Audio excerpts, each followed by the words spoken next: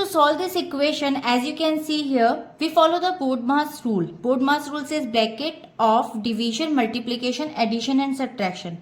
Now there is an expression and we have a 4 options also, where x is unknown value represented by the question mark. Now we use x for the unknown value and represented by the question mark. So now the step-by-step solution.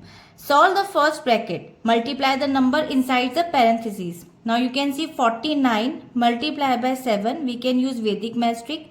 7 into 9, that is 63, and 7 into 4, that is 28. Now put the unit place as it is and add it to 6 to 8, that is 14, and 1 will be carry over, and then 3. 343 will be correct answer.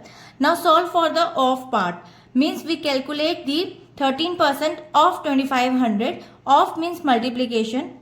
So 13% of 2500, it gives you 13 upon 100, multiply 2500, zeros will be cancelled out, and after the multiplication of 13 into 25, again we are using the Vedic math crisscross multiplication for any random digits. 5 into 3 15, 1 will be carry over, 2 into 3 6, 5 into 1 5, 6 plus 5 11 plus 1 12, and 1 will be carry over, 2 into 1 2 plus 1 3. So it gives you 3 to 5.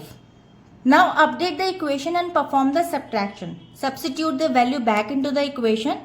It's look like 343 minus 325 is equal to x minus 63.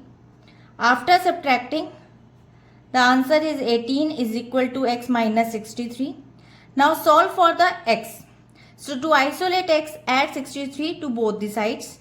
So x equals to 63 plus 18. After adding, you will get 81. So the missing value is 81. Is 81, which corresponds the option is B will be correct answer. So I hope it is clear. We'll meet in the next video. Bye bye.